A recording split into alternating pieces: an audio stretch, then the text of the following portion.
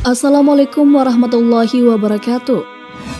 Mungkin ini adalah pertemuan sakral yang dialami oleh Profesor Dr. Haji Qadirun Yahya MSc, seorang angkatan 1945, ahli sufi, ahli fisika dan metafisika, dan pernah menjabat sebagai Rektor Universitas Pancabudi Medan dengan Presiden RI pertama Insinyur Soekarno.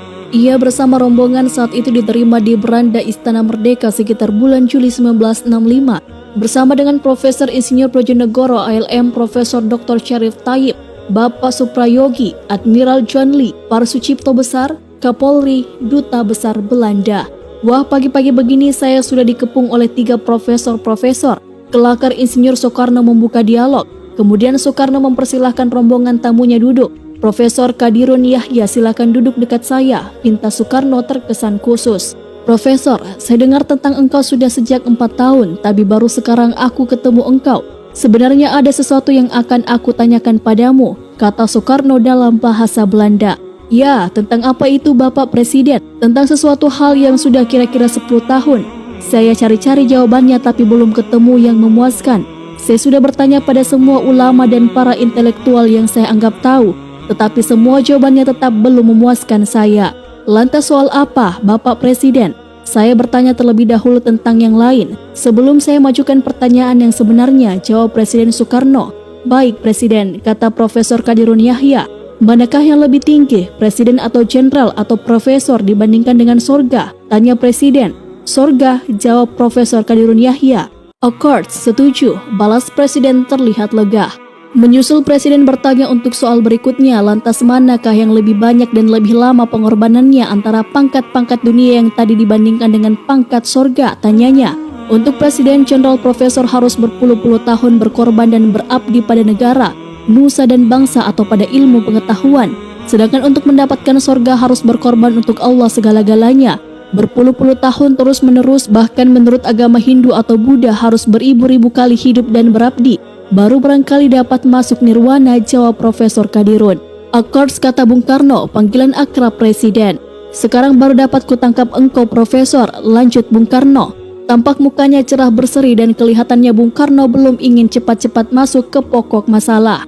Saya cerita sedikit dulu, kata Bung Karno. Silakan Bapak Presiden. Saya telah melihat teman-teman saya meninggal dunia lebih dahulu dari saya dan hampir semuanya matinya jelek karena banyak dosa rupanya. Saya pun banyak dosa dan saya takut mati jelek. Maka saya selidiki Al-Quran dan Al-Hadis bagaimana caranya supaya dengan mudah hapus dosa saya dan dapat ampunan dan bisa mati tersenyum. Lantas saya ketemu dengan satu hadis yang bagi saya berharga. Bunyinya kira-kira seperti berikut. Rasulullah SAW berkata, seorang wanita penuh dosa berjalan di padang pasir, bertemu dengan seekor anjing dan kehausan. Wanita tadi mengambil gayung yang berisikan air dan memberi minum anjing yang kehausan itu. Rasul lewat dan berkata, hai para sahabatku, lihatlah dengan memberi minum anjing itu, hapus dosa wanita itu dunia dan akhirat, ia ahli sorga. Nah Profesor, tadi engkau katakan bahwa untuk mendapatkan sorga harus berkorban segala-galanya. Berpuluh-puluh tahun untuk Allah baru dapat masuk sorga, itu pun barangkali. Sementara sekarang seorang wanita yang berdosa dengan sedikit saja jasa, itu pun pada seekor anjing pula, dihapuskan Tuhan dosanya dan ia ahli sorga. How do you explain it Profesor? Tanya Bung Karno lanjut. Profesor Qadirun Yahya terlihat tidak langsung menjawab. Ia hening sejenak lantas berdiri dan meminta kertas. Presiden, tadi Bapak katakan dalam 10 tahun tak ketemu jawabannya. Coba kita lihat. Mudah-mudahan dengan bantuan Allah dalam 2 menit saja akan memberikan jawaban dan memuaskan. Keduanya adalah sama-sama eksakta. Bung Karno adalah seorang insinyur dan Profesor Qadirun Yahya adalah ahli kimia atau fisika. Di atas kertas Profesor Qadirun mulai menuliskan penjelasannya. 10/10 sama dengan 1, ya kata Presiden. 10/100 sama dengan 1/10, ya kata Presiden.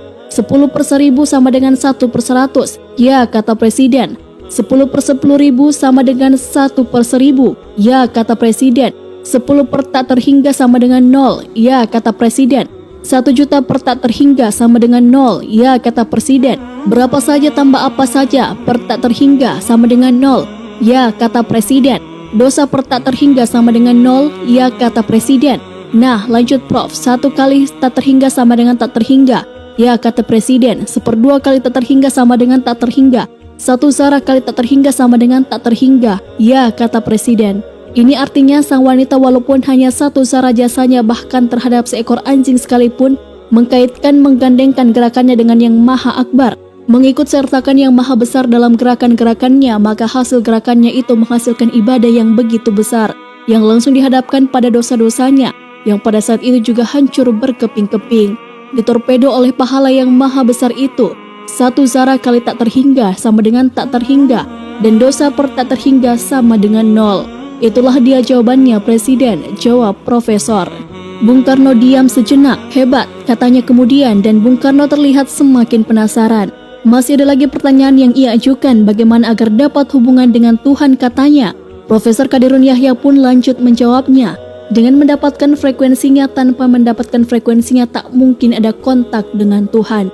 Lihat saja, walaupun 1 mm jaraknya dari sebuah sender radio, kita letakkan radio dengan frekuensi yang tidak sama, maka radio kita itu tidak akan mengeluarkan suara dari sender tersebut. Begitu juga dengan Tuhan, walaupun Tuhan berada lebih dekat dari kedua urat leher kita, tak mungkin ada kontak jika frekuensinya tidak kita dapati. Bagaimana agar dapat frekuensinya sementara kita adalah manusia kecil yang serba kekurangan, tanya Presiden kemudian. Melalui isi dada Rasulullah, jawab Profesor. Dalam hadis qudsi berbunyi yang artinya bahwasanya Al-Quran ini satu ujungnya di tangan Allah dan satu lagi di tangan kamu, maka peganglah kuat-kuat akan dia. Abi Syuraihil Khuzai radhiyallahu an. Profesor menyambung, begitu juga dalam Quran surah Al-Hijr ayat 29. Maka setelah aku sempurnakan dia, aku tiupkan ke dalamnya sebagian rohku. Rebahkanlah dirimu bersujud kepadanya. Nur ilahilah yang terbit dari Allah sendiri adalah tali yang nyata antara Allah dengan Rasulullah. Ujung nur ilahi itu ada dalam dada Rasulullah. Ujungnya itulah yang kita hubungi. Maka jelas akan kita dapat frekuensi dari Allah Subhanahu wa Ta'ala, kata Profesor. Profesor melanjutkan, lihat saja sunnatullah, hanya cahaya matahari saja yang satu-satunya sampai pada matahari. Tak ada yang sampai pada matahari melainkan cahayanya sendiri. Juga gas-gas yang saringan-saringan tak akan ada yang sampai matahari.